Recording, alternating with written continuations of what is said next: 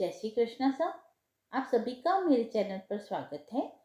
आइए सुनते हैं ज्येष्ठ मास महात्म्य अध्याय 14 गंगा अवतरण कथा वर्णन।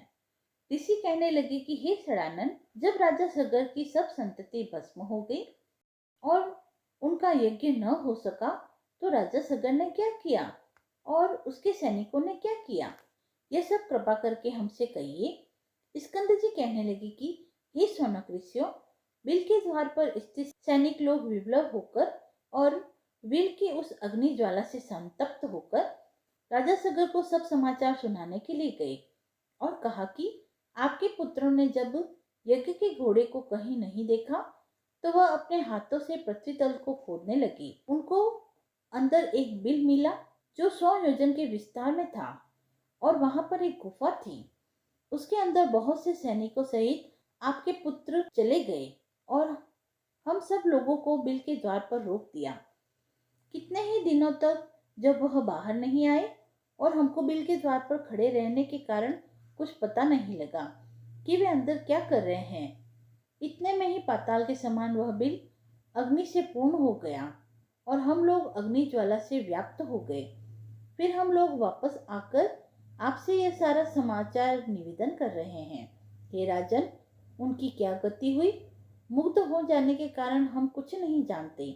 उन सैनिकों के ऐसे वचन सुनकर पर्वत पर वज्र प्रहार के समान राजा सगर पृथ्वी पर गिर गए और मूर्छा खाकर मृत से लगने लगे। यह देखकर उनके आत्मज और सभी ऋषि लोग हाहाकार करने लगे। इसके पश्चात राजा सगर को उठाकर उनके मुख कमल पर जल सिंचन करने लगे। राजा को मूर्छा से जागृत देखकर ऋषि लोग कहने लगे कि हे नृप, हे समस्त प्राणियों के रक्षक, शोक मत करो, क्योंकि पुरुष वीरशाली होते हैं। आप और हम सब उस गुफा के द्वार पर चलेंगे और वे सब उस गुफा के अंदर वाले जीव का बल और पराक्रम देखने के लिए यज्ञ के कार्य को समाप्त करके चल दिए। मार्ग में सैनिकों ने देवताओं से भी दुष्कर कर्म को सगर पुत्रों ने किए थे राजा को दिखाए। बिल पर्यंत पृथ्वी का समस्त तल भाग खुदा हुआ देखकर ऋषि लोग कहने लगे कि हे उपस्थित वृंद, आप लोग सुनिए। हम सब राजा सगर के भाव को समझकर कहते हैं कि यह बड़ा भारी जो गड्ढा नजर आ रहा है सब समुद्र हो जाएगा।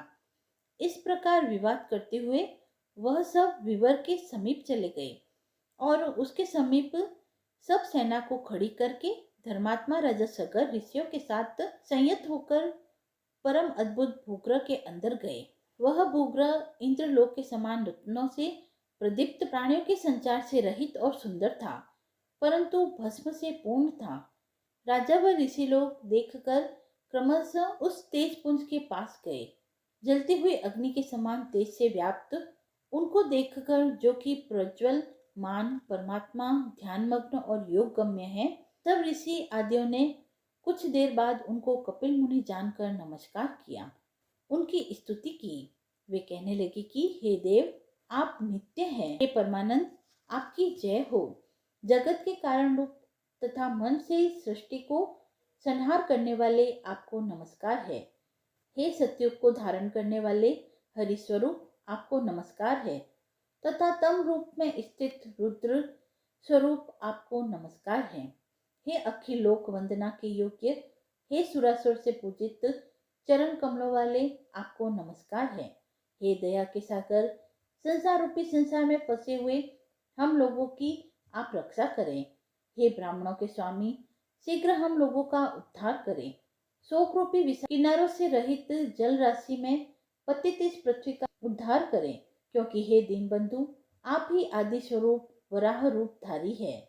इस तरह स्तुति करके राजा सगर पुनः शोकमग्न होकर और वर्षा काल में जैसे महान पाषाण गिरते हैं पृथ्वी पर गिर गए। नेत्र खोलकर अपने सामने निश्चित रूप से पतित राजा सगर तथा उन ऋषियों को देखकर कपिल मुनि यह वचन बोले। इति श्री ज्येष्ठ मास महात्म्य गंगा प्रादुर्भाव वर्णन 14वां अध्याय समाप्त हुआ। यदि आपको यह पसंद आया हो तो आप मेरे चैनल को लाइक शेयर एंड सब्सक्राइब करें। धन्यवाद।